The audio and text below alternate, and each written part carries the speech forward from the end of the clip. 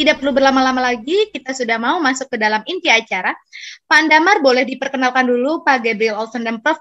JACKMAN-nya. Nanti kita langsung masuk ke presentasi. Terima kasih. Oke, terima kasih Kak Azalia. Oke, saya akan memulai acara ini, tapi izinkan saya untuk menggunakan bahasa Inggris karena kebetulan speakers kita hari ini datang dari luar Indonesia. Jadi kita akan mainly menggunakan bahasa Inggris. Okay, so good afternoon, ladies and gentlemen. Welcome to I3L, and welcome to today's webinar titled Surviving Virus Outbreak Through Surface Interaction, a real-time, label-free, sensitive technique. My name is Andamar Pradipta. I'm a lecturer here at I3L at the Bioentrepreneurship Department, and I'll be your moderator for the day. Today, I'm joined by two wonderful speakers, Dr. Gabriel Olson and Professor Joshua A. JACKMAN, PhD.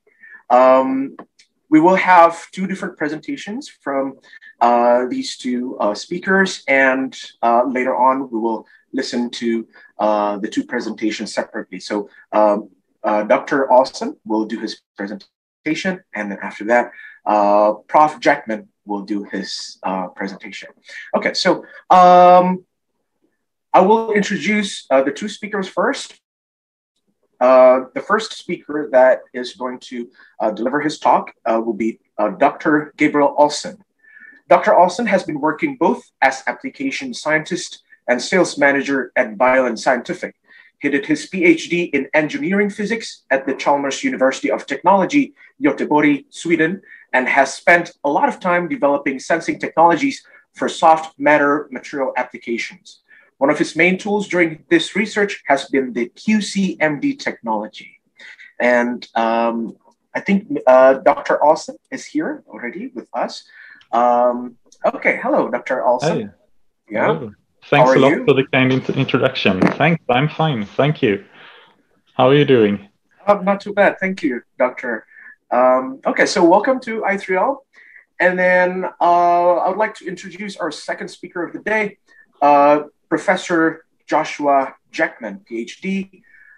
Dr. JACKMAN is an assistant professor at the School of Chemical Engineering at Sungkyunkwan University, South Korea. He received his PhD in Material Science and Engineering in 2015 from Nanyang Technological University, Singapore. Dr. JACKMAN's current research areas include biosensors, interfacial science, biophysics, translational medicine, and biotechnology. Professor JACKMAN? Thank you for introducing me, and a pleasure to give a talk today. Thank you. All right, my pleasure. All right, so without further ado, we'll start with the first presentation by Dr. Olson. Dr. Olson, the stage is yours. Thank you very much.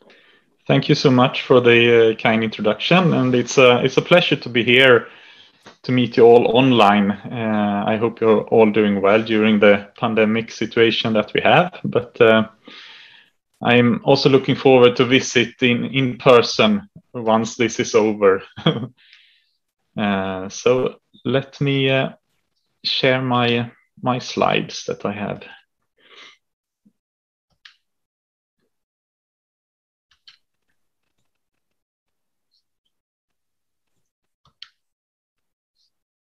Okay, so I hope you can see my first screen. So I've been working, as was kindly introduced here, I've been working quite a bit with different kinds of sensing technologies. So I did my PhD with the professor that invented this quartz crystal microbalancer dissipation monitoring. And after my PhD, I joined his company that he started a few years earlier, which now is Biolin Scienctifi. And it has been a really exciting journey. We have been doing lots of interesting stuff in terms of method and application development. And as you understand from the topic today now, this is a really hot topic and application area for many different reasons. And I would like to take you, and introduce you a little bit to this technology and how it can be used for virus-related research. And then Professor JACKMAN will give a little bit of in-depth talk about his research on this topic afterwards. So I hope you will stay tuned and have an exciting couple of hours here. So just some short words about Biolin Scienctifi, what we are today. So basically we are a scientific instrumentation company based in Scandinavia, and we have a few different brands, a few different technologies that can be used for different kind of surface-based analysis approaches, such as contact angle meters, force tensiometers. We have Langmuir technologies, and then we have this Q-Sense technology, which is the quartz crystal microbalance with dissipation monitoring. So I will start by introducing you a little bit to that technology and then give a few examples of how it has been used recently in this kind of research.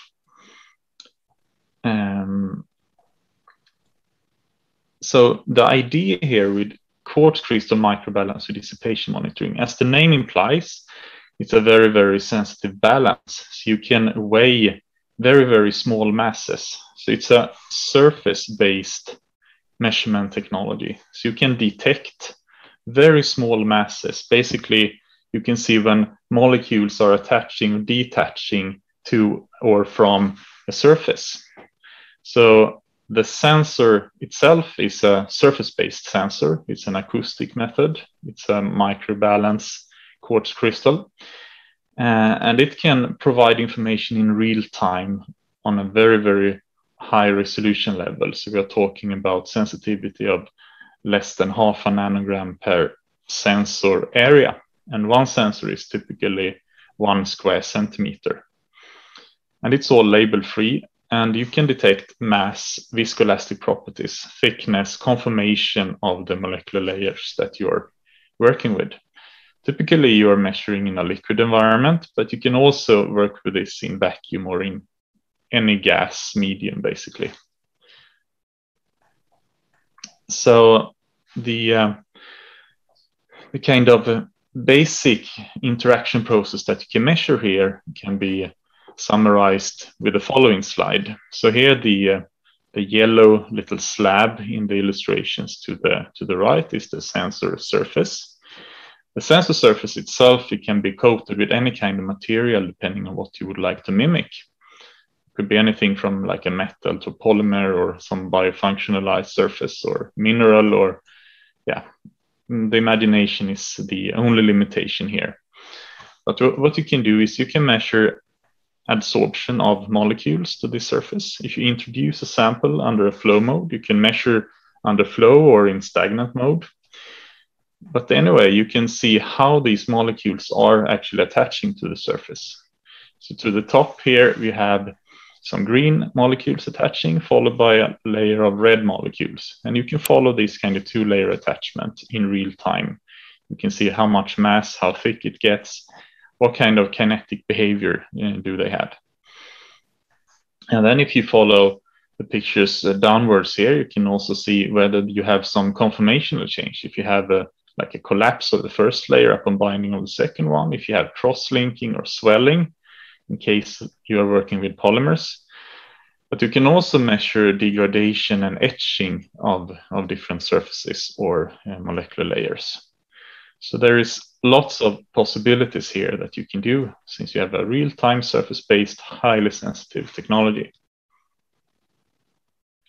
And talking about applications, of course, it's important to know what kind of size range can we work with here. I mentioned the mass sensitivity, less than half a nanogram per square centimeter. So that means that you can basically add and measure monolayers or really small molecules or very small conformational changes. And then it spans all the way up to basically the micrometer range, where you can measure attachment and spreading of live cells on a surface. So it's a really wide range of kind of sizes and application areas that you can use this technology for. So some technical slides on top of this, of course. So how does it work? Here, typically what you do, this picture here down to the left, it's a flow module where you mount your sensors. The sensors are around, as I said, 1 square centimeter. It's a quartz disc on top of which you can have any kind of hard material. And these are mounted in a flow module. Here the flow module is disassembled, but then you put them together and then you can add and introduce your sample material that you're interested in. So you can work with a flow mode, as I mentioned, or stagnant mode, or even gas and vacuum. In this example, we have a fully automated machine where we have the flow module in the middle, the sample stage to the right, and then we have some other kind of the waste side where the sample is actually flowing from the sample side through the sensor to the waste side of the setup here. And what you do, you load your sensor, you introduce the sample. In this case, it can run unattended, and afterwards you can analyze your data to extract different kind of kinetic parameters, thickness, mass, viscoelastic properties of the material or the molecular layer that you're working with.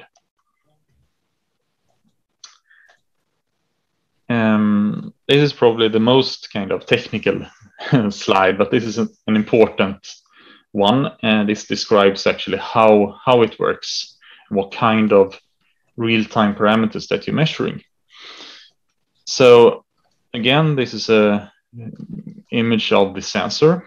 So since it's a quartz crystal, you know, quartz crystals, they're used in many different applications, not only for this kind of biomaterial detection application, but you have it in your computer, you have it in maybe in your watch, and they're used in kind of different thin film vacuum applications. And so the unique thing with the quartz crystal is that it can oscillate if you apply a alternating voltage to the same. It has a certain resonance frequency, which depends on the thickness of the sensor.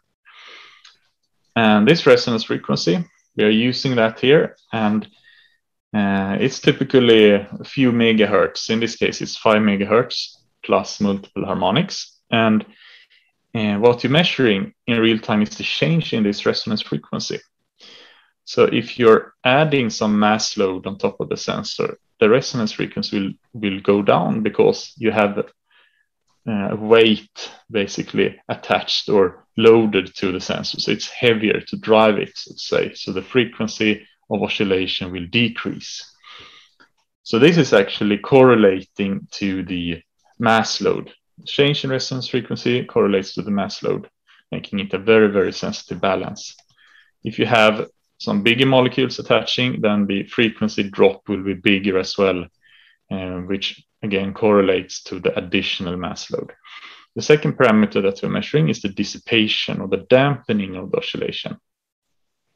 If you have a rigid layer, you have a small dissipation increase. If you have a soft layer, it's a big dissipation increase.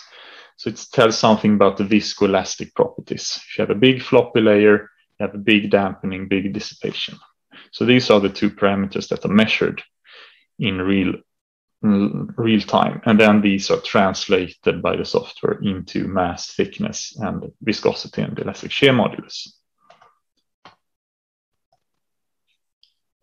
Okay, so this is kind of the technical background. So let me dig a little bit into a couple of application examples here, how this kind of technology can facilitate virus-related research. So I have first two examples from users based on some recent publications. The first one is from a group in University of South Carolina. They published this paper quite recently, and it's about understanding virus absorption on hard surfaces in an indoor environment. You know, during this pandemic now we have, I mean, everyone is very careful cleaning their hands, cleaning surfaces in public transportation systems, and, you know, just to minimize the spread of the COVID virus. So of course, then it's extremely important to know and understand how viruses are interacting with different hard surfaces and how to remove them in the most efficient way. And this is what this study is about. So, of course, I mean, COVID is one example, but there are lots of other viruses that are known to be spread via contaminated surfaces through basically contact with the surface. And here, this group, they wanted to get some more information about the virus adhesion to certain materials, and also about conformational changes and how they adhere on different surfaces, and how it is affected by the material choice. And this is the experimental design. If you remember the QCMD technology, how it looks like, how it works. So here they are using a vaccinia virus as a model system dissolved in a buffer solution. And we have 4 different surfaces here that we're mimicking, 4 different materials. And these are basically coated on each sensor. So you have the sensor with a hard surface of gold, silicon dioxide, soda lime glass, stainless steel. And then we're working in room temperature. So basically what we're doing here is to, first of all, introduce a baseline with water. And then there is a virus introduced into the flow system, and then they could see how they attach to the surface, and then eventually there is a rinse as the final step. So here is the raw data. So if you remember, we have the frequency, resonance frequency correlating to the mass, and we have the dissipation factor correlating to the softness of the layer.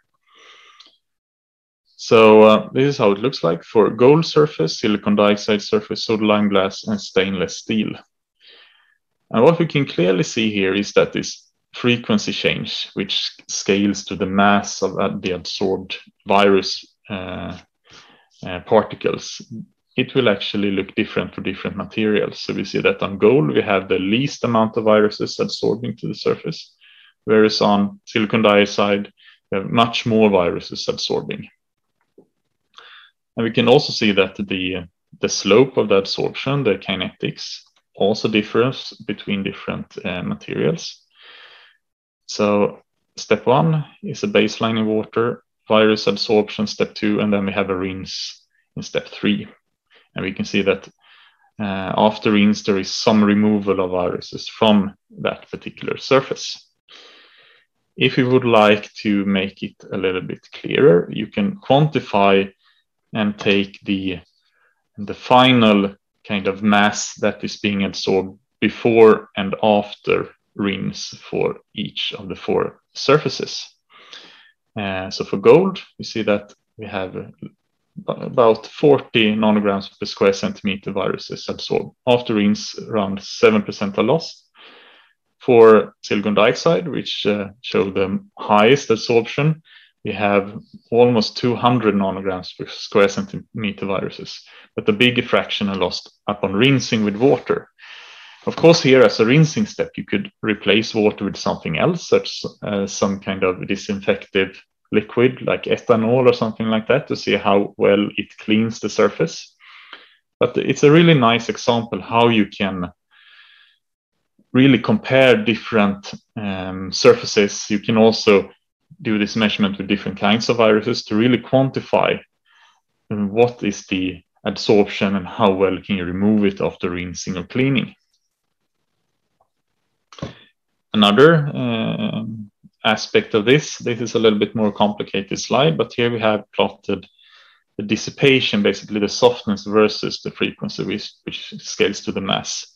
So this tells us about the conformation of the adsorption. So if you have high dissipation in comparison to frequency, it means that you get a more floppy layer of viruses on top of your surface. And you can also see here that the conformation of the virus adsorption also differs between different surfaces.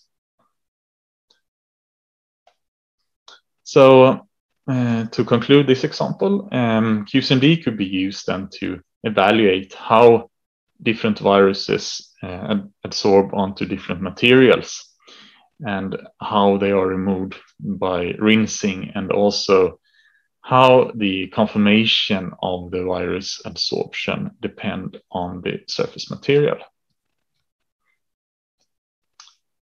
Another example, which is also very important, this is from my previous group at Chalmers University, this example, and it's about how viruses adsorb onto cell membranes. You know, when you're getting infected by a virus, it starts by attachment onto the cell membrane.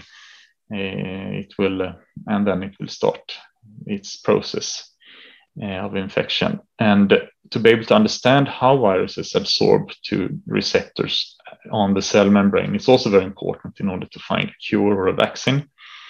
In this example, the objective was to study how different receptors and density of receptors would affect the adsorption of the virus, and also how the virus could be pushed off using a different molecule, a lectin molecule in this case. So in order to do that, they used a sensor that was coated with an artificial cell membrane with all receptors and everything embedded. And this is a little bit how it would look like, the experimental design. So we have a QCMD sensor onto which the supported cell membrane is created. And there are two different kinds of receptors embedded with different concentrations. And then in this case, they were working with norovirus particles, basically passivated noroviruses, to see how they attached onto the cell membrane. And then lectin molecule was introduced to see how they could potentially push off the norovirus. And here we have the raw data for this. So again, let me explain. We have two types of receptors, type H and type B here. And we have three, for each of them, we have three different concentrations of receptors in the cell membrane that is supported by the sensor. So we start by a rinse in just a buffer baseline, and then we introduce the norovirus. We see that the frequency will go down because the norovirus is absorbing. But if you have too low concentration receptors, you see hardly any absorption at all of norovirus, but this baseline stays. Yeah, I mean, not much happens here because there are not enough binding sites for the norovirus. And then when the lectin is introduced, you can see that we have a frequency increase, which indicates that we have a mass loss. So the noroviruses are pushed off and replaced by the lectin molecules, which are much smaller and lighter. So you will have a lower mass load at the end. And the green curves are the dissipation curves, the dampening, showing also that when we have the norovirus on top, we have a really floppy layer, but the lectin molecules, they're forming a thinner, more rigid layer. For high enough concentration, you see that the lectin actually starts to absorb before the norovirus is pushed off. And that is because we have so many binding sites, so there is space for both of them before the lectin molecule takes over. And also you can see that depending on what kind of receptor you have, the adsorption characteristics look a little bit different. And if you kind of deconvolute the data and compare the graphs for the norovirus and the lectin, you can see that when the lectin starts to adsorb, the norovirus starts to be pushed off, and eventually there is no norovirus left and only lectin on the cell membrane surface. And same kind of behavior for both types with a little bit different characteristics and kinetics, but overall the same behavior. So it was possible then to see that lectin would lead to a complete release of the membrane-bound norovirus, and that actually also depended on what kind of receptor and the concentration would affect the characteristics of the adsorption and the release by the norovirus.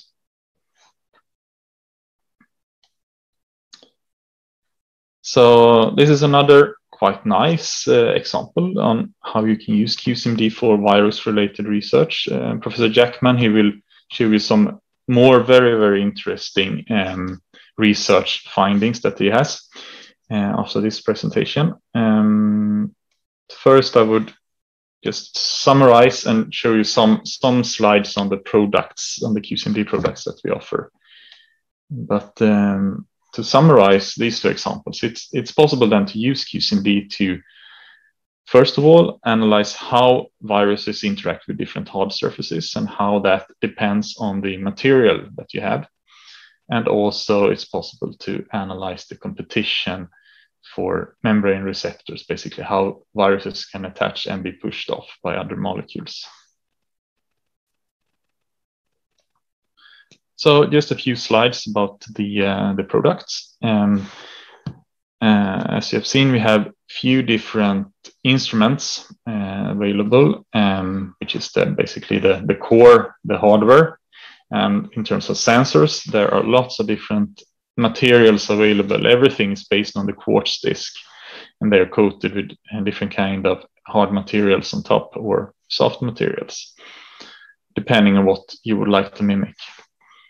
And then we have software to collect data and analyze data, and then we have service and support team that can help you to evaluate and give you some feedback on your results as well. In terms of actual machines, we have this automated version that I showed you. It's an 8-channel system, so you can measure 8 different experiments on 8 sensors at the same time. And then we have a 4-channel system, which is manual, and we have 2 different single-channel systems, the Explorer and QSense Initiator, which are a little bit smaller and handy if you would like to do some more flexible kind of work. So, for example, this is the one of the small machines that we have, and this is how it works. Basically, you take the sensor. This is with a tweezer, and you place it in a flow module made of titanium, and this is placed in the this kind of chamber, which is temperature controlled. So all our instruments are temperature controlled. We also have high pressure capabilities. And the beautiful thing here is that everything is module based. You can change what kind of flow module you're using. For example, you can combine this with optical microscopy or ellipsometry or electrochemistry. So you do 2 different kind of measurements at the same time on the same surface. And then it's connected to some kind of sample feed. So this is how it looks like. Here is the flow module with optical access, with electrochemical measurement capability and ellipsometry.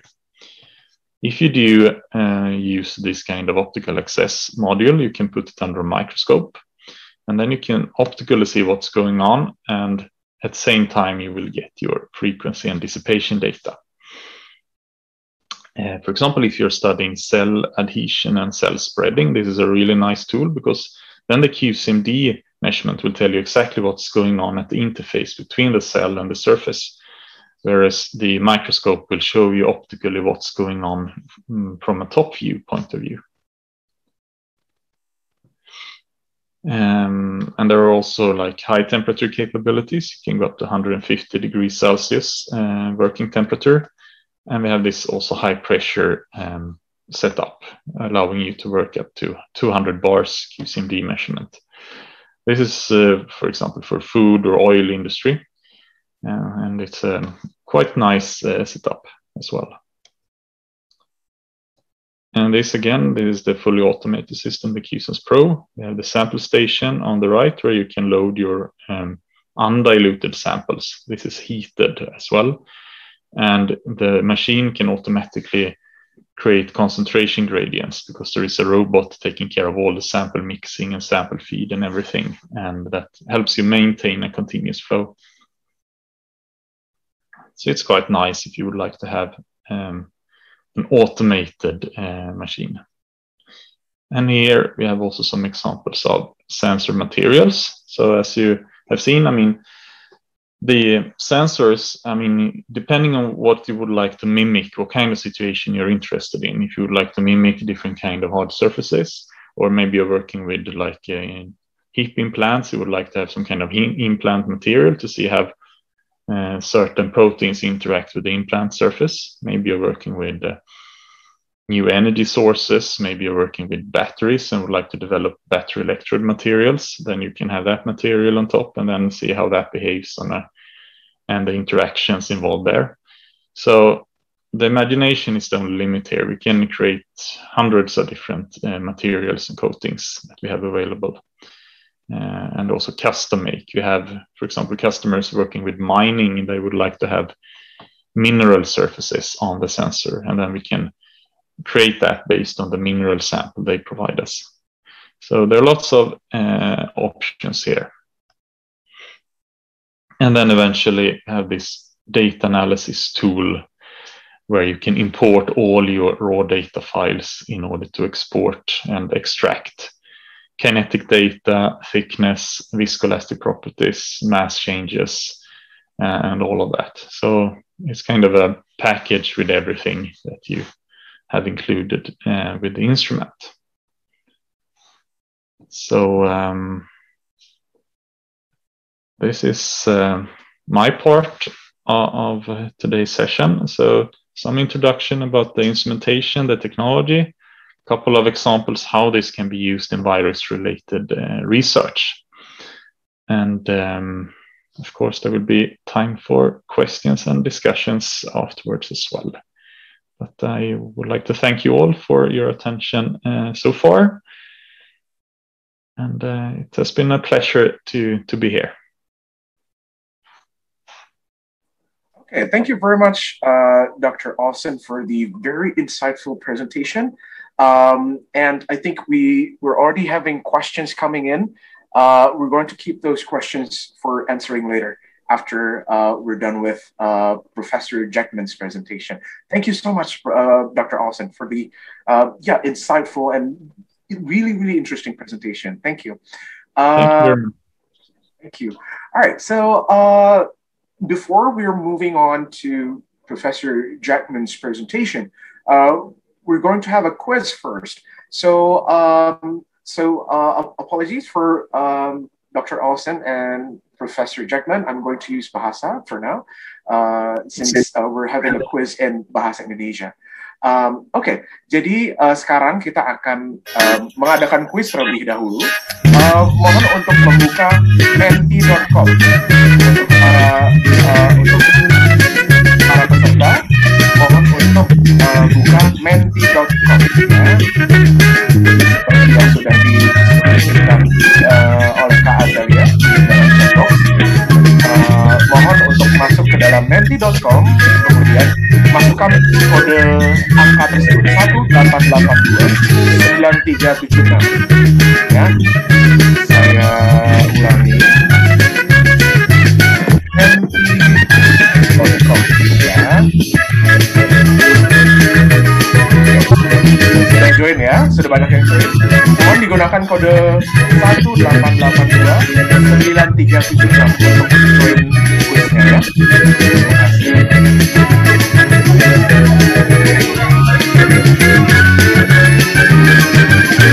Sudah bisa dimulai ya? Oke, sudah bisa dimulai, Kak Azalia. Halo, Kak Azalia, sudah bisa dimulai? Iya, Pak. Sudah ya, oke. Oke, kalau begitu kita mulai sekarang ya, kuisnya. Kak Azalia, silakan. Oke, mohon perhatikan instruksi di layar dan pertanyaan. Terima kasih.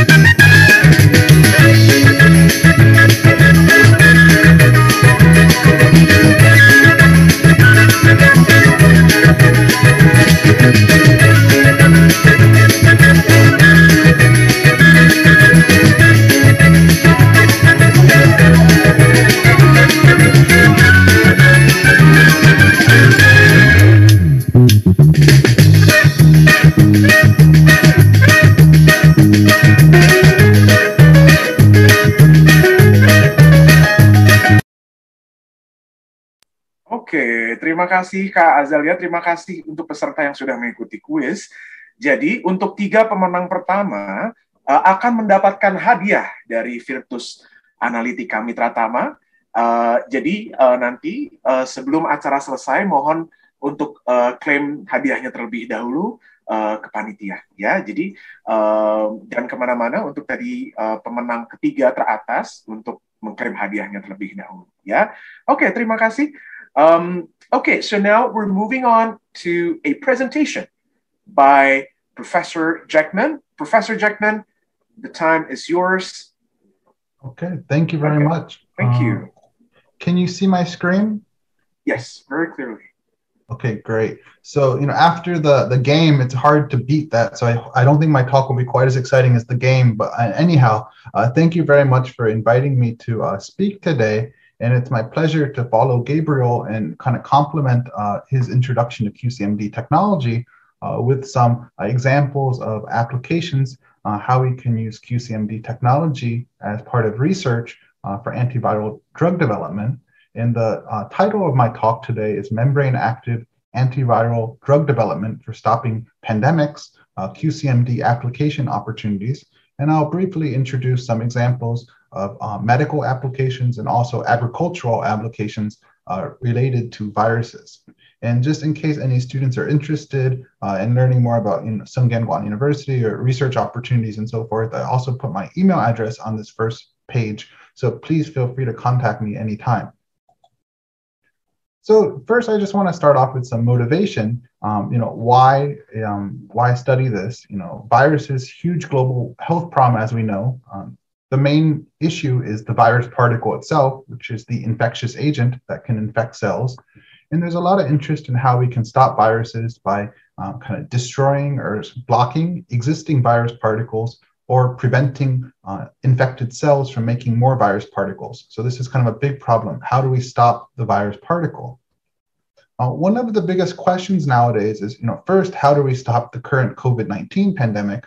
But the bit longer term question that a lot of experts are asking is, how can we stop the next pandemic? So how can we actually prevent future outbreaks? How can we be more effective at stopping them in the future? So in order to kind of approach this, what my group and collaborators have done is actually first take a step back and think about, well, what type of viruses have actually caused pandemics over the last decade?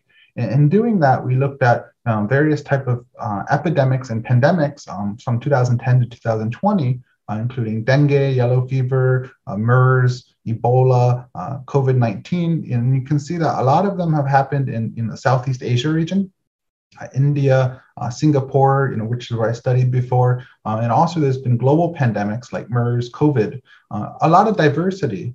But what you'll notice when you see the virus particle structure is actually a common theme.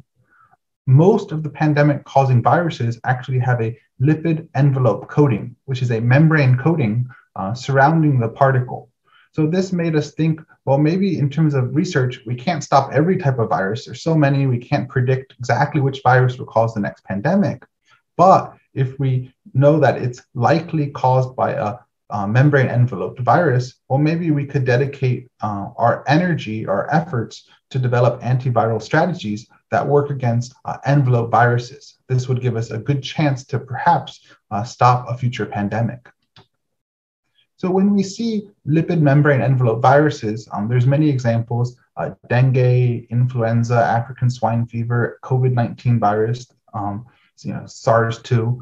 There's many different types. And one of the common elements of these enveloped viruses is that they have a lipid bilayer coating that surrounds them. And this is kind of like a protective armor. This lipid bilayer coating is very important because it keeps the structural integrity of the virus particles and is also necessary for the viruses to infect cells. So if we think about it from kind of an engineering perspective, if we destroy the virus membrane, or more simply, if we inhibit its properties, if we change its properties so that the virus is no longer functional, then it cannot infect the cells. So the basic idea we have, how do we stop the virus membrane? So there's many different strategies, but one that we actually very interested in is based on developing antiviral technologies that can rupture the viral membrane. And this was actually featured in Nature recently as highlighted as one of the most promising future strategies to stop future pandemics.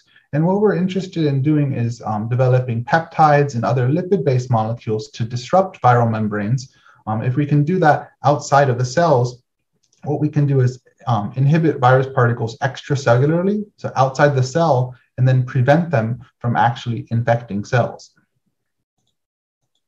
So there's a few different strategies how we can stop a virus membrane. In A here, one example is there are certain type of antibodies that can bind to lipids on a virus membrane, such as phosphatidylserine lipids, and prevent the virus from entering cells. Antibodies are good, but they're a bit expensive sometimes, and it's a bit nonspecific.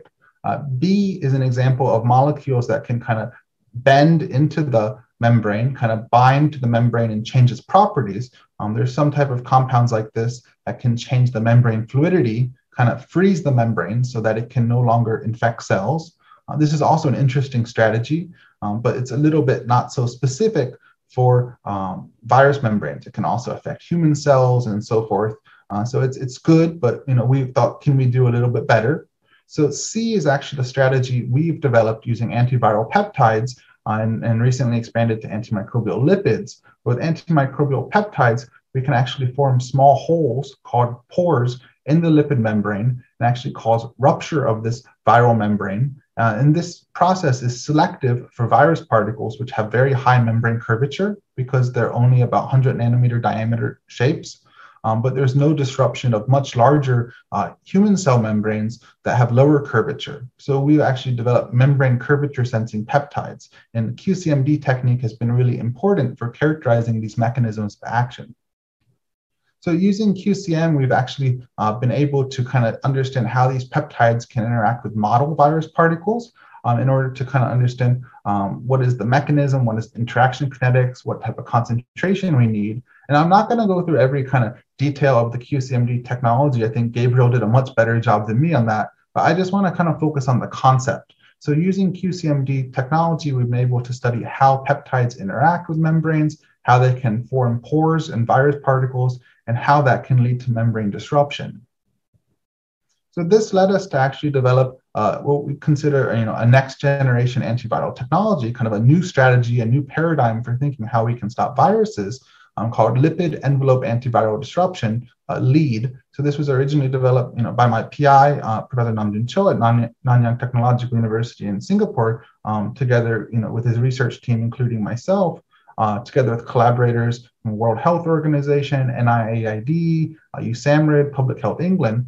And we've really been pushing this paradigm of the LEAD concept as kind of a new next generation broad spectrum antiviral strategy, enabled by kind of QCMD technology as a foundational technique to really understand these membrane peptide interactions, and allowed us to really build knowledge about peptide structure, function, how it can actually be used therapeutically in follow-up biological studies. So this LEAD concept we've applied to mosquito-borne viruses, and especially when based in Singapore originally. Mosquito-borne viruses are a major problem in Southeast Asia. Dengue, Zika, yellow fever, chikungunya, West Nile. We've also shown that these type of antiviral peptides work to treat lethal virus infection in brain. So actually these kind of peptides can also work therapeutically to treat Zika virus infection in the brain of infected mice. Many positive outcomes, including decreasing the amount of virus in the brain and in the blood, preventing brain damage, and reducing clinical symptoms and protecting against lethal infection. And one really interesting thing is some of these peptides are also seen to be able to cross the blood-brain barrier. So you can inject them systemically and they can reach the brain. So this is kind of like one of the holy grails for antiviral medicine. How do we actually develop antiviral technologies to treat virus infections in the brain? And we see very promising potential with these technologies. So this is just some of the data in case you're interested, but we've infected the mice with a lethal dose of Zika. And then a few days later, starting on day 3, we administered the peptide, and we were able to actually help most of the mice survive. So 10 out of 12 infected mice survived whereas all the untreated mice died. And the therapy prevented weight loss, eye pressure increase, high white blood cell count. And this was published in Nature Materials back in 2018. And we've been kind of continuing this work in terms of the preclinical development and really pushing it in terms of the COVID-19 now and so forth. Now, in addition to the antimicrobial peptides, I also want to introduce our recent work on antimicrobial lipids, which are also quite attractive. They're not so fancy like antimicrobial peptides in a certain sense, but these are natural materials that are really abundant and found in natural sources such as coconut oil and palm oil. So I think it's quite interesting to actually consider how we can develop antiviral strategies that are really highly versatile, but also consider other things like natural availability and low cost for really broad usage. So antimicrobial lipids are actually naturally found in nature, and they're part of the innate immune defense system. So they're found on skin and in milk from various types of animals, including as well as in humans. They have broad spectrum antimicrobial activity against enveloped viruses and bacteria. So we were really interested in these antimicrobial lipids because most of the peptides we work with, they either work against bacteria or viruses, but antimicrobial lipids, they work a bit more broadly against both enveloped viruses and bacteria. So there's a couple of different classes of antimicrobial lipids that we're very interested in, especially fatty acids, which have a carboxylic head group and a hydrocarbon chain, and monoglycerides, which are kind of fatty acids plus a glycerol molecule. So they're a bit longer, have an uncharged head. So these are molecules that really interested us to kind of understand how they work and how QCMD technology can allow us to study the mechanism. So the fatty acid, one of our main ones we focused on is lauric acid, which you'll see abbreviated as LA in some of the subsequent slides. And glycerol monolaurate is a monoglyceride, GML is its abbreviation, which is also highly biologically active. So before our kind of research, it's already been known that these molecules have membrane interactive properties from biological studies. So they've been seen to have anti-infective activity, such as damaging bacterial cell membranes and causing cytoplasm leakage, or interacting with T cells, part of your immune system, and causing morphological changes and affecting the immune cell function. But in terms of the actual biophysical details, there's been a limited understanding about the interaction mechanism. So we were very interested to develop new measurement strategies for real-time interaction analysis. And QCMD has been really one of the foundational tools we've used to understand how these kind of interactions occur and how we can utilize them for therapeutic applications. So I'm going to focus the next part of my talk a bit more on QCM and measurement strategies, including this broad class of biophysical characterization strategies. So to do this, one of the key tools we've been using in conjunction with QCMD technology is called the supported lipid bilayer platform, which is compatible with a wide range of surface-sensitive biosensing techniques, including QCM. And using this, we can form a supported lipid bilayer coating on a sensor surface, and it's kind of a cell membrane mimicking platform. And we can study membrane interactions of antimicrobial lipids with this supported lipid bilayer platform, SLB. So we can study kind of binding interactions, membrane shape changes, membrane disruption. We can actually characterize the mechanism of action and the potency of different compounds in terms of different environmental conditions, that we can vary the solution pH or the ionic strength or membrane properties such as the lipid composition of this SLB, and really kind of understand which antimicrobial lipids or combinations work the best and how can we translate this into real applications. So generally, we have kind of a experimental strategy to study these molecules in terms of understanding how they self-assemble in aqueous solution, studying their interaction kinetics with SLB using quartz crystal microbalance, and in some cases using fluorescence microscopy as a complementary tool to actually visualize membrane morphological changes. And in the work I'm going to briefly present today, I'll show an example of lauric acid, the fatty acid, and GML, the monoglyceride, and how we've actually used this technology to study their interactions. So the key to this has been actually really the QCMD technology, as I mentioned. There's two main measurement parameters, as Gabriel mentioned very nicely in his previous talk. the resonance frequency shift, which is related to the mass of the absorbed molecules in hydrodynamically coupled solvent, as well as the energy dissipation shift, which is related to the viscoelastic properties of the adsorbed biomolecules in hydrodynamically coupled solvent. So both of these signals individually are very powerful, but really what's even more powerful, and as Gabriel also started to mention in his previous talk, is really looking at them in combination. When you see kind of a frequency shift as a function of time and a dissipation shift as a function of time, and they're being simultaneously measured, we can really get a unique signature about how a certain molecule or molecular absorption event is occurring and how it's unique compared to other interaction events that we might be testing comparatively. So we use this kind of technology to actually fabricate supported lipid bilayers on QCMD sensor surfaces and as kind of the first step for these tests. So we first fabricated supported lipid bilayers using either the solvent-assisted lipid bilayer technique or the vesicle fusion technique. And then after fabricating this SLB, we can then add antimicrobial lipids to see how they work. So here is kind of the initial data just for the SLB fabrication. But the great thing about QCMD is we can track the entire process, QCMD and then antimicrobial lipid interaction, which I'll present on the next slide. So here, when we actually use the QCMD technology, we could see distinct interactions between LA fatty acid interaction with a supported lipid bilayer and a GML monoglyceride interaction with a supported lipid bilayer. And really the QCMD technology is really critical, and it was the most essential factor in us allowing to distinguish the membrane interaction mechanisms of these two molecules. But, you know, seeing is believing. So, you know, after you get a QCMD there and you become an expert, these measurement shifts will look very easy to you. But as for a student perspective, I also wanted to add the fluorescence microscopy videos so you can actually see kind of what the QCMD information is telling you. So when lauric acid, fatty acid interacts with an SLB platform, we observed from the QCMD signature and then confirmed with fluorescence microscopy that it induces tubule formation, as you'll see here, kind of these elongated tubule structures. And by contrast, with the GML monoglyceride, when we add that to a SLB platform, we saw that it causes budding. And this is a very distinct type of membrane interaction. The QCMD gave us the quantitative evidence to support this and led us to the very strong conclusions. While the fluorescence microscopy really helped to visually confirm what we saw with QCMD.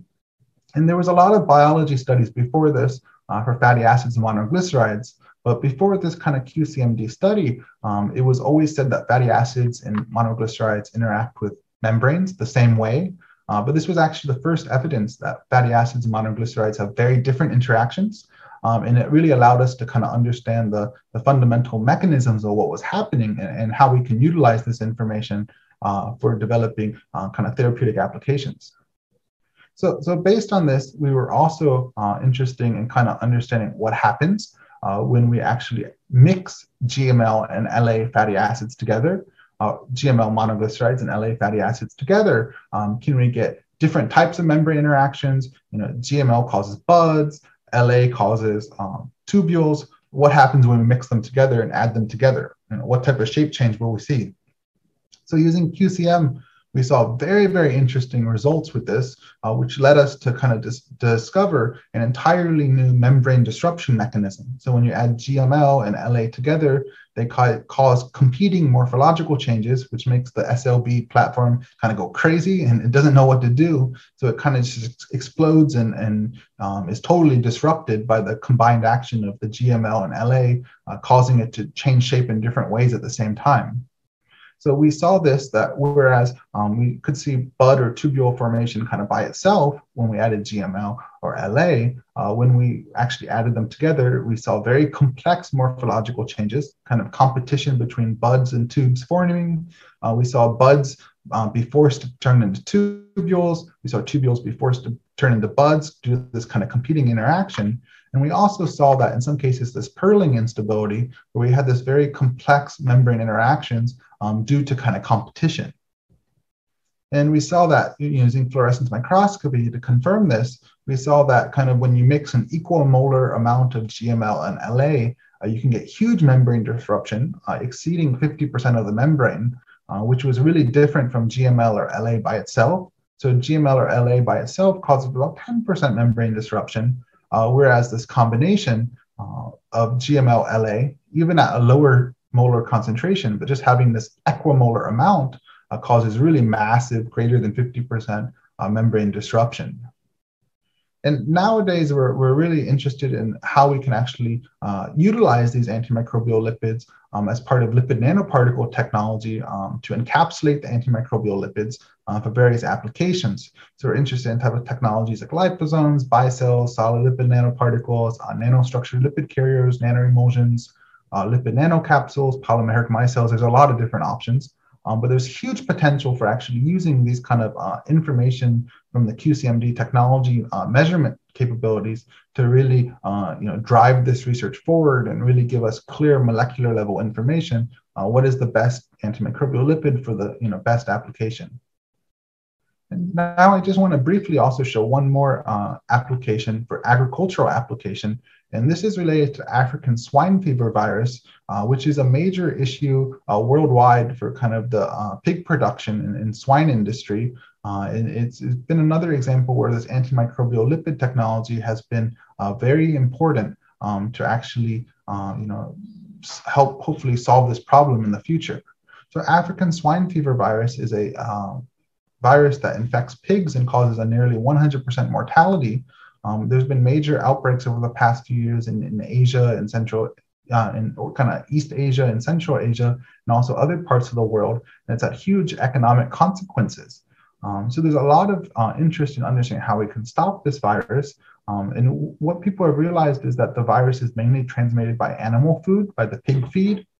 So there's a lot of interest in how we can add chemicals to the pig feed to reduce the amount of virus in the feed and hopefully stop transmission.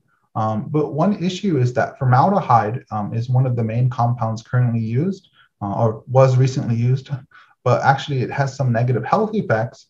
So some parts of the world, including the EU, has changed regulations to kind of ban formaldehyde from being used for these applications. So there's a lot of interest in how we can develop new mitigation tools to stop these animal viruses and stop ASF virus transmission in feed. So myself and colleagues in the United States, including at Cornell and North Carolina State University, have been very interested in actually developing fatty acids and monoglycerides as virus-killing feed additives. So in this one newspaper article we wrote together, the question we posed and have since studied, are fatty acids and monoglycerides virus-killing feed additives? The answer is yes, and there's really a lot of interest from the industry in how we can actually create these next-generation solutions. So there's fatty acids and monoglycerides, as I briefly introduced with LA and GML, but there's many different ones with different chain lengths. And all of these different molecules are really interesting to study, kind of using QCMD type technology to really understand the molecular interactions, how they work, and how we can improve the fight against viruses.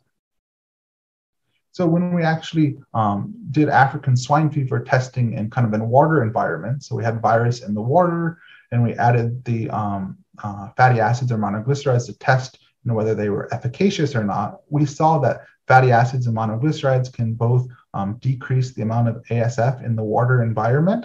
And interestingly, not just presented on this, but in follow-up data, we also saw that the kind of potency, the minimum concentration that worked to kill the ASF virus directly matched the minimum concentration that causes membrane inhibition in the QCMD testing. So it really showed that this is viable to stop a big virus problem, but also that the QCMD technology with the SLB platform was very highly predictive of these biological activities. And really this gave us confidence that SLB platforms, QCMD technology is a great way to move forward when testing new compounds.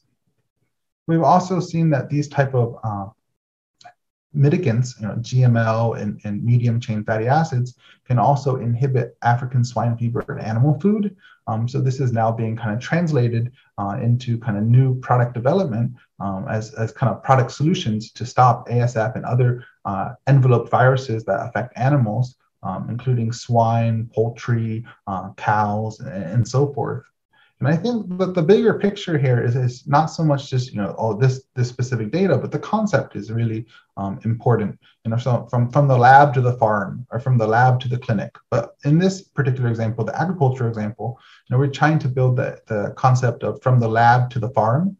So really, how we can use engineering technologies, such as QCMD technology, in conjunction with microbiology testing, to really improve application performance for animal health, and not only to prevent virus infections, but also how can we improve immune health, how can we improve growth parameters.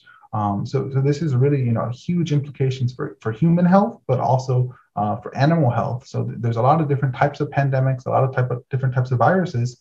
They can infect humans, they can infect animals. And this kind of technology is really broadly useful for solving problems across all these different sectors. So in conclusion today, I just want to briefly offer a few conclusions. SLB platforms we've seen, especially with QCMD technology, have been very useful for detecting distinct membrane interaction profiles of fatty acids and monoglycerides. This type of quantitative measurement capabilities offered by QCMD is really useful for profiling and quantitatively analyzing membrane disruptive activity, and helping us kind of look at structure-function relationships to really optimize antimicrobial peptides or antiviral peptides and antimicrobial lipids in terms of their structure and how we can get the best results. There's huge potential for this in terms of medical, biotechnology, and agricultural applications, and also huge opportunity for developing nanostructures to improve functional and targeting properties of antimicrobial lipids. And I just want to thank my collaborators, especially Professor Namjoon Cho at NTU, Professor Jeffrey Glenn at Stanford University, and my other collaborators involved in this research. So this is really a global effort. And it's really my great pleasure to give the talk today to your research institute in Indonesia. So I hope we can find ways to work together, for research collaborations, student exchange programs, and so forth. So it's really great to not only give the talk today and introduce why I think QCMD technology is really useful, but also hopefully kind of a start of more collaboration between our organizations. So I really thank for opportunity and be happy to answer any questions. Thank you very much. Thank you, Professor JACKMAN, for the very insightful presentation. Okay, so now we're moving on to our Q&A session. We have lots of questions here in the Q&A box. Okay, so first question comes from an anonymous attendee. Okay, I think this question can go to either speakers. Okay, so is there a specific surface or type of surface where virus can easily stay or get absorbed?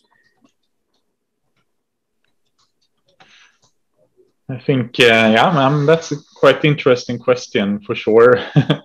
Maybe Prof. JACKMAN, you would like to start commenting on that? Is there a specific type of surface where virus can easily get absorbed?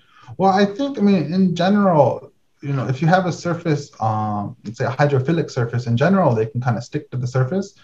So this is kind of, the simple answer is most surfaces, they can stick easily.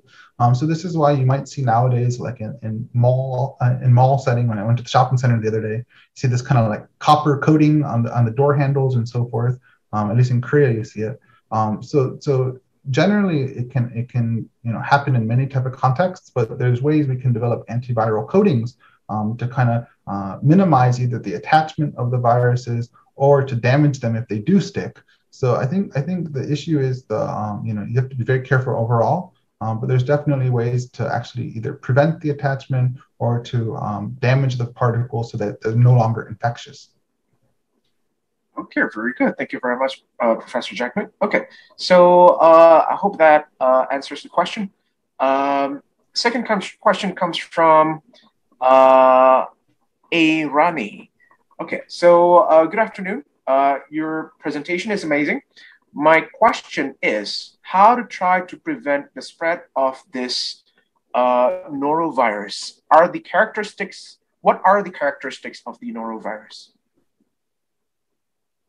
So I think maybe I can first check Gabriel one question, because I think his group studied it before. But Gabriel, are you sure if it's? I think it's non-enveloped virus, if I remember correctly. But I don't know. Yeah, I think it's non-enveloped. Okay, yeah. Let's go with that then. Okay, so I think so the one thing is this is a really good question. So you know, a lot of the major kind of epidemics, pandemics that kind of cause a rapid increase in the number of cases are usually caused by membrane envelope viruses. But norovirus is, I think it's mainly associated with kind of food infections, and it's quite common, but not necessarily a pandemic or epidemic. It's more endemic, they call it, which means it's kind of always present. So this is actually has a different structure. So it doesn't have a lipid envelope structure. It has more likely a protein-based structure as the kind of coating. So in terms of preventing the spread, whatever I talked about was probably less relevant in that context. But for this, there's other types of kind of antivirals in terms of replication inhibitors to stop the replication of the virus in the body. Also, in terms of spread, whatever Gabriel and I had just talked about, the antiviral coatings, in terms of, you know, things like copper coatings on door handles and so forth. These are important things to consider, as along with good hygiene practices. But usually good hygiene is important for preventing the spread of norovirus. I could add also that, I mean, in Europe, each winter we have kind of norovirus outbreaks and like this winter vomiting disease. And now during COVID, we don't see it anymore because everyone is so careful, because it normally spreads through like surfaces and contaminated food and all. So now when everyone is careful, I mean, it's almost non-existent. So that's quite interesting. So yes, Prof. Jackman says, I mean, there are lots of ways to prevent it, and it's all about kind of, you know, surface disinfection and the personal hygiene and everything in order to kind of remove it. And there are, I mean, I know there are companies and researchers that are working on this kind of, polymer coatings that can basically destroy virus particles as they land on the surface, basically puncturing it. So there are lots of different interesting approaches in order to kind of reduce the spread of this kind of also enveloped viruses. Okay, thank you, Prof. Jackman and Dr. OHLSSON.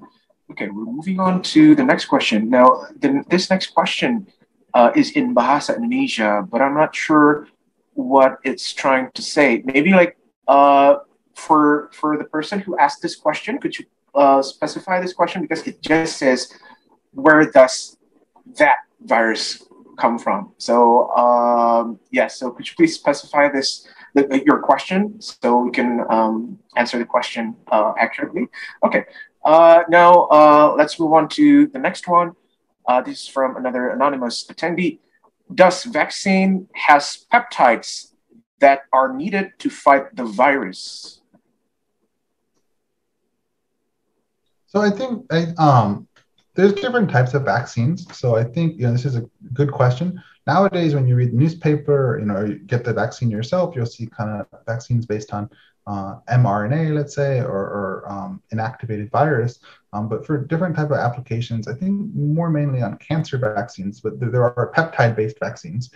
So there can be vaccines that utilize peptide technology.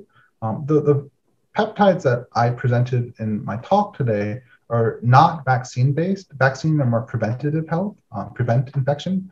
The vaccines I presented today are more based on kind of therapeutic applications. So for someone who is already infected, how do we treat them? So those peptides directly interact with the virus particles in order to kind of damage them so that they're no longer infective, in order to help someone get better. So if we kind of stop the virus in an infected person, the virus isn't causing more damage.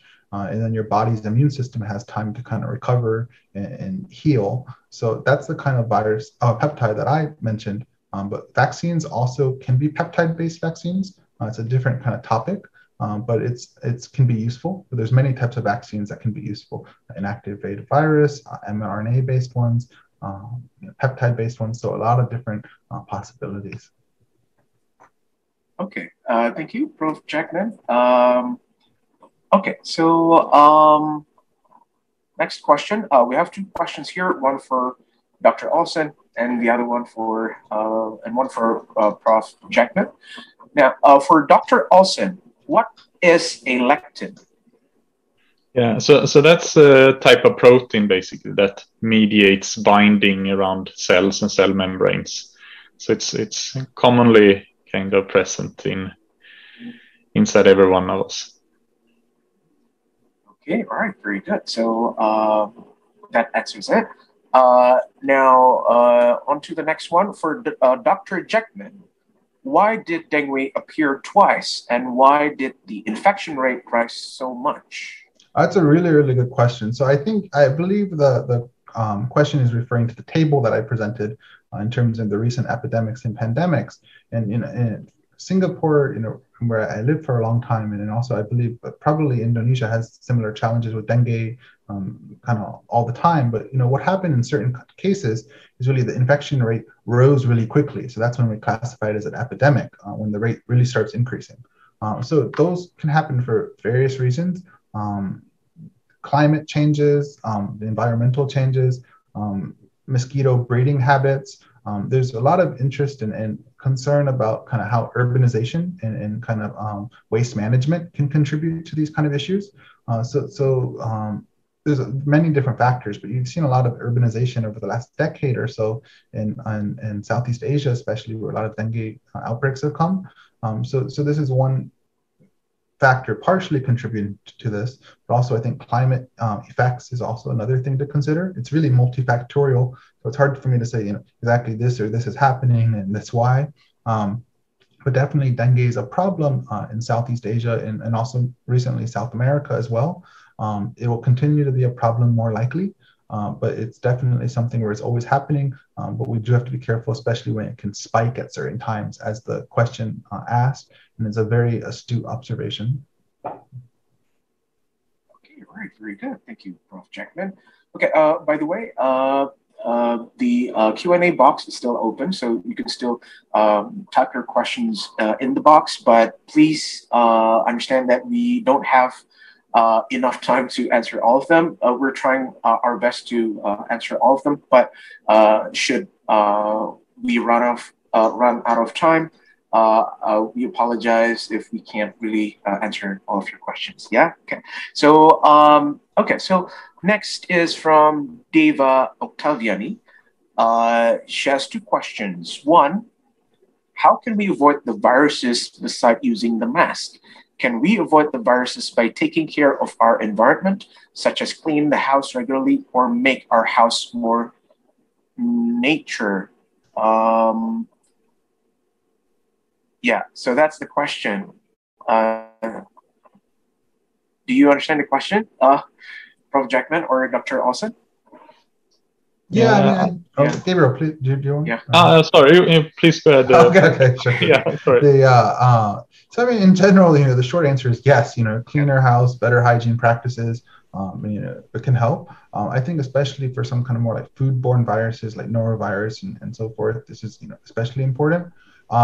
In terms of respiratory infections, or respiratory spread viruses like COVID-19, influenza, and so forth. Even you have a super clean house, it's still high risk. So just by having a clean house doesn't mean your risk goes to zero. But I think for a lot of viruses, especially norovirus type that are spread really easily on surfaces, yes, that's very important to take care of the house and really clean well. But always good hygiene, and especially for respiratory type viruses, masks are quite important. And these other things can always help improve the situation, hygiene and so forth, but by themselves, they're probably insufficient. So we must always be aware everything's kind of multifactorial. The more we do, the better chance we have of preventing these issues. Okay, thank you, Prof. Jackman. Dr. Allison, do you have anything to add to that? I think I agree with what Prof. Jackman said there. It's all about, being aware of how it is kind of transmitted and spread, and take actions from there. I mean, since different viruses spread in different ways, one need to be cautious about each one of them, or kind of each way that they can potentially spread or be transmitted. Okay, thank you, Dr. Olsen. Thank you, Prof. Jackman, for the answers.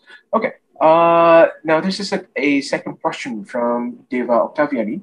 Is there any kind of innovation from the research on SARS-CoV-2 and also can push the spreading of the virus? Yeah, stop the spreading, maybe? That's what it meant. So I can really comment on these in terms of the antiviral coatings more broadly, and then our research on antiviral peptide for the more specific. So recently, in case you're interested, we've recently published a review article on Chemical Society Reviews that talk about really how different type of antiviral surface coatings can be applied to the COVID-19. So there's many kind of innovative examples in there of things like kind of self-cleaning masks and so forth. So I think if someone's interested, if you Google my last name in Chemical Society Reviews, you'll find quite a good answer that's much better than me talking.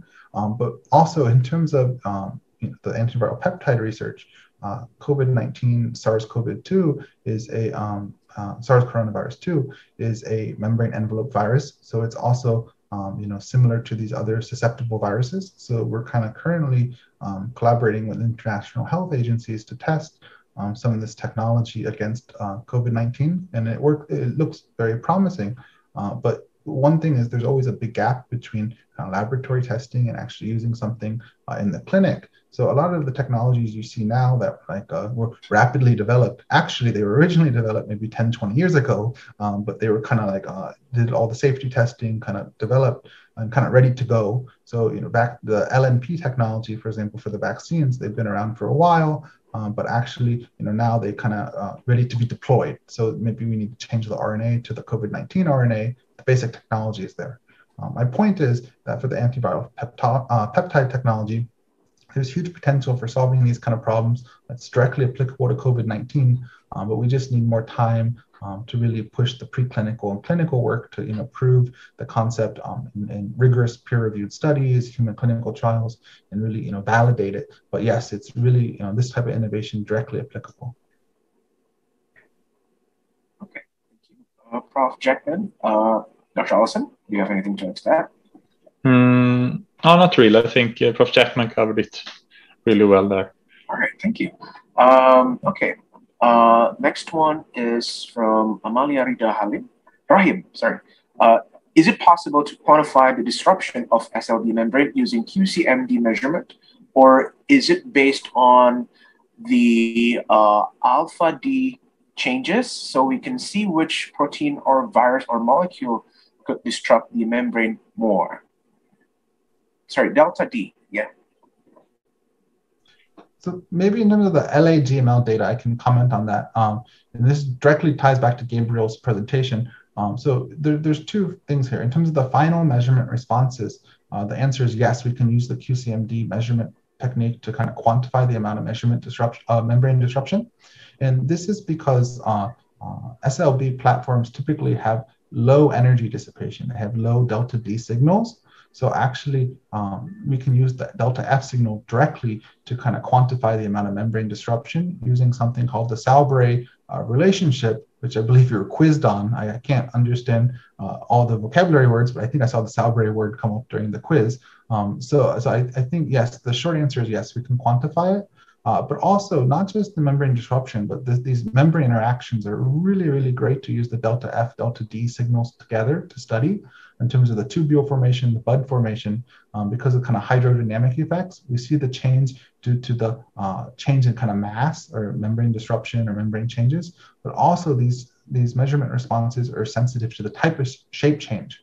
So if we see a tubule versus a bud, we can see very distinct measurement profiles in the delta F, delta D signals, and this gives us a lot of information. Okay, thank you. Prof. Jackman? Yes, Dr. Olson? Yeah, I think definitely here is, I mean, the delta D is key here in order to understand the different conformations, as Prof. Jackman says. So delta F alone will give information about the mass, but because we also have the delta D, the dissipation, then you can get much more information and understanding about the conformation and shapes, and I mean the rupture process and all of that. So just wanted to stress on that as well. Okay, thank you, Dr. Olson. Okay, so this one's from Rico. Rico has two questions. The first one is how to stop ASF spreading from feed. So that's a great question. So, one of the ways is called chemical mitigation. So what that means is that we add a kind of safe feed additive, so some type of kind of ingredient to the feed that can interact with the virus in order to kind of inactivate it, in order to make it non-infectious. So previously, a lot of people had used formaldehyde, which is a kind of cheap chemical. Because to do this, you need a cheap molecule. You can't use a very fancy peptide for this kind of application. The economics don't make sense. So formaldehyde was widely used, and it can kind of cross-link proteins on the virus virus particle surface and make them non-infectious. However, formaldehyde is a carcinogenic, it's believed, and kind of a safety risk. So not all the world, but many places, including the EU, has actually started kind of phasing out formaldehyde. So there's kind of interest in other types of natural chemical mitigants to stop viruses spreading from animal feed.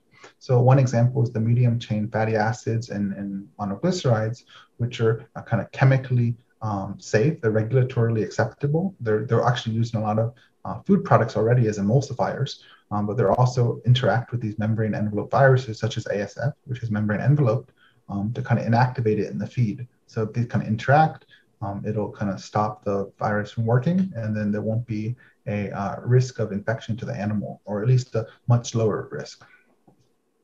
Okay, thank you, Prof. Jackman. And second question from Rico is the COVID-19 virus, can the COVID-19 virus affect ASF animal too, like secondary infection? So I think maybe if I can rephrase the question, I think it's asking, can COVID-19 perhaps affect animals too? So I think it depends on the species. I think there's certain species affected, certain species are not. I don't have them off the top of my head, but there's been a lot of testing on this for various household animals. Flip side, if I give example to ASF, it's extremely lethal to pigs, but it doesn't affect humans. So viruses can be kind of species specific. Some viruses affect more than one species, so it really depends on the virus. COVID-19, I believe there's a few animals where it can affect, but not all animals, so we have to be careful. But my understanding is it's mainly related to kind of bats and humans. It was originally evolved from bats, if I remember correctly.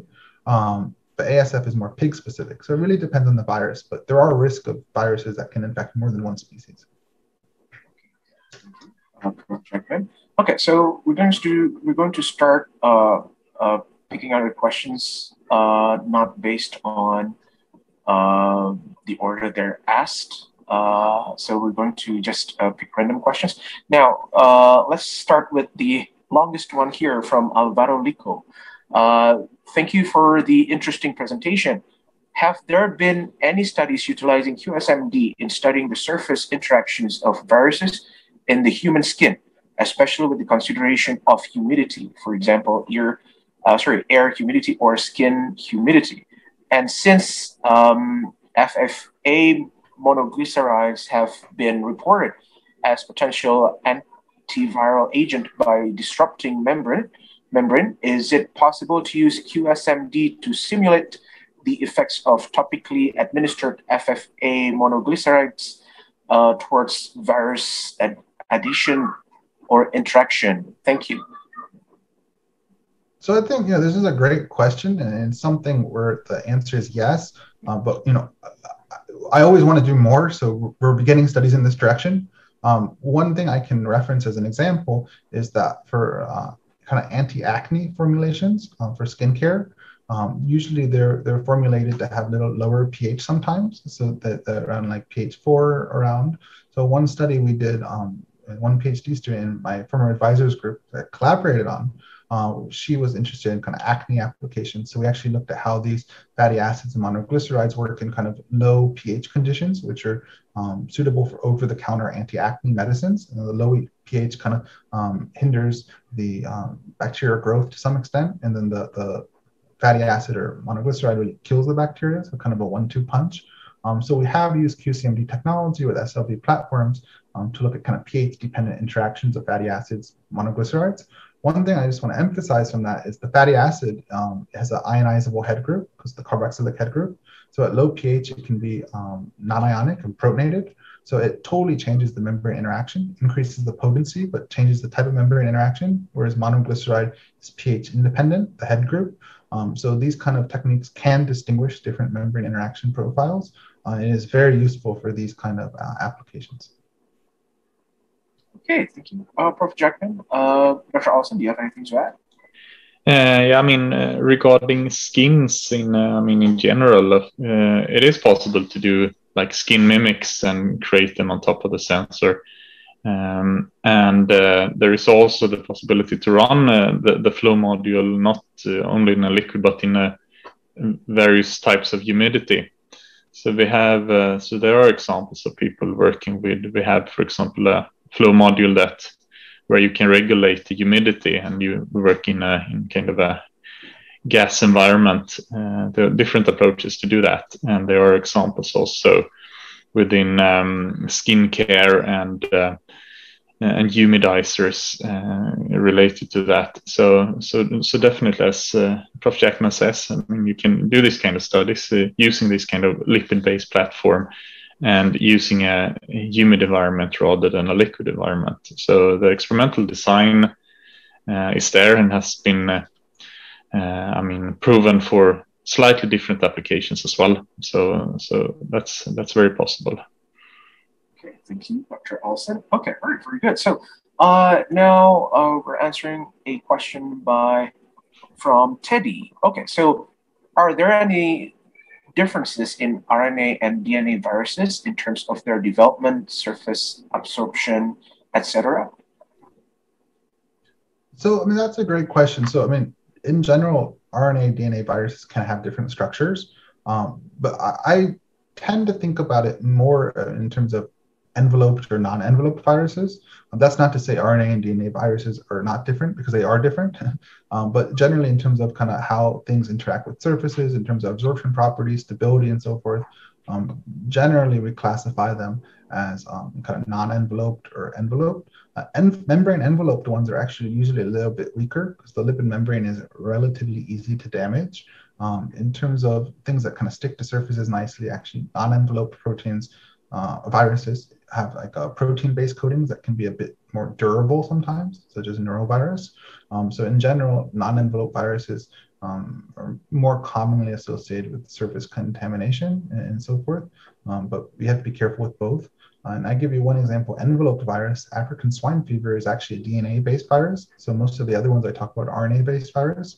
But when we think about kind of mitigation strategies, we kind of lump the DNA and RNA-based enveloped viruses together, because really the envelope virus is kind of, the envelope is the key target and kind of unifying factor that we can target. So we really try to think about non-enveloped, enveloped in those ways. But yes, RNA and DNA viruses can have different stabilities and so forth. And also this may relate to kind of the different nucleic acid chemistry of DNA, RNA. It's a bit outside my expertise, but definitely something to think about too. Okay, thank you, Prof. Jackman. Dr. Olson, anything to add to? Nothing to add, really. I think Prof. Jackman covered it really well there. All right, thank you. Now, here's a question by an anonymous attendee. Hi, professors. I was wondering whether there are any surface material that might completely repel a certain virus. What are your opinions? A material to which, so he or she elaborated, a material to which the virus cannot adhere at all, ignore potential mutations that would allow the virus to adhere to it. Thank you very much. I mean, yeah, as Prof. Jackman elaborated a little bit on previously, I mean, basically there are different kind of coatings that basically are hydrophobic, that have certain kind of antiviral properties. For example, you could have like nanospikes, nanospike coatings, polymer nanospikes, which basically will kill all viruses that attach to them or try to attach to the coating. And also referring to Prof. Jackman's presentation, I mean, enveloped viruses, they have, I mean, they have like a stronger, they have like a smaller diameter than human cells, for example, so they can be punctured or destroyed using these kind of nanospikes, but our cells will not be affected by the same. So in that way, they would be targeted towards kind of viruses and repel these or kill them off when they reach the surface. Dr. Olson, Prof. Jackman, do you have anything to add? Yeah, I mean, I think that was really a very great explanation. And one thing I just add, sometimes you'll hear about in the literature, super hydrophilic, super hydrophobic, like kind of these kind of materials with really interesting material property. So people are kind of interested in creating materials that kind of perfectly repel absorbing virus particles. The issue here is they can work great in laboratory, but generally just the design parameters we need to think about when we actually use them is, you know, cost, affordability, scalability, and practicality. So this is one issue. And also sometimes for very fancy nanostructured surfaces, there can sometimes be like abrasion. So if you rub it, the nanostructure, we lose it. So it really is important to think about, you know, what works in the lab, but also what works in the in real life. So I think Dr. Olson explained really the cutting edge of the antiviral surface coatings, what can be done, but really that next translation that requires some thought into what really works for long term, but a lot of potential in the area. Okay, thank you, Prof. Jackman. Okay, next up, this one's from Adrian Santoso. Is QCMD measurement affected by the mutation of the virus that usually leads to surface changes of the virus? So it can be. I mean, the short answer is yeah, potentially. It really depends on the type of mutation. But I'll give you an example, just hypothetical, where it could affect is, let's say you have a protein envelope virus that has what we call envelope protein, some protein sticking out in this envelope. If there's mutation that changes, let's say, a negatively charged amino acid into a positively charged amino acid within this protein, and it kind of contacts the surface when the virus absorbs, I mean, sure, it's possible that it could affect the kind of absorption profile that you measure with QCMD. It's really, you know, that's just a hypothetical, but it's definitely possible in terms of those changes, or biophysical changes in terms of the mechanical strength of the virus and how much it deforms in different conditions, or how it responds to an antiviral peptide being added to it. All of these things could be potentially measured with QCMD, but there's not that many studies done yet on those issues. So I think it's a huge opportunity. And, you know, all these questions are really great, and they're really kind of forward-looking questions. So I think a lot of research potential lies ahead. Okay, thank you, Prof. Jackman. Yes, Dr. Olson, do you have anything to add to that? Yeah, I mean, what Prof. Jackman stressed there, I mean, since the technology is such a sensitive one, I mean, you can detect really small changes in terms of how it binds, and if there is kind of a conformational change upon binding, if there are like small mass changes, if it is bound more tightly or loosely to the surface. So all these kind of small changes can be detected if you're analyzing the frequency and the dissipation data at the same time. Okay, thank you, Dr. Olson. Okay. So I think we still have time for 2 more questions.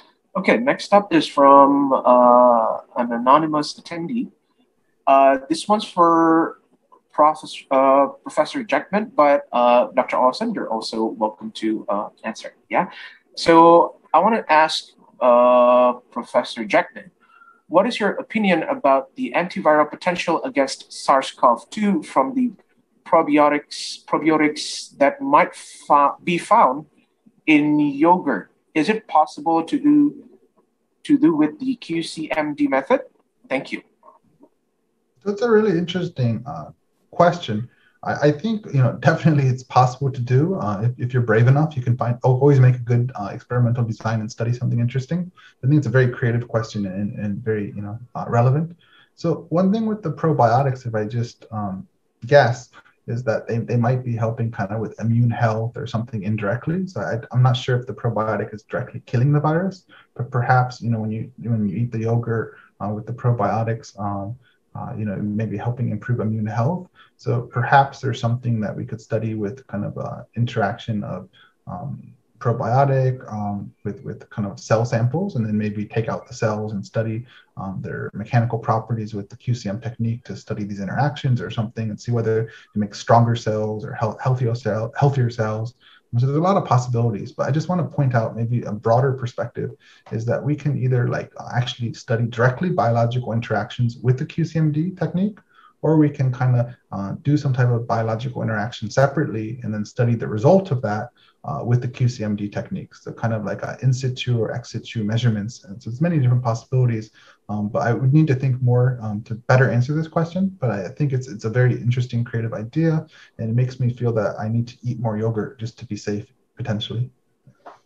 Thank you, Professor Jackman. Dr. Olson, do you have anything to add? No, nothing to add to this question. No. Okay, thank you. All right, so one last one. Okay, now there's this question here from an anonymous attendee. Which saturated fatty acid is a strong antimicrobial and antiviral? So which saturated fatty acid, monoglyceride, is the kind of strongest one? Yeah, okay. I think that's the question, yeah. Great. So that's the great question. So I kind of cherry picked the data because the ones I showed you were the best ones.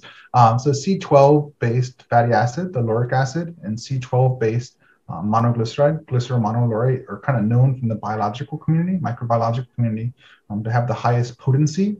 So usually these are regarded as the most active antimicrobial lipids.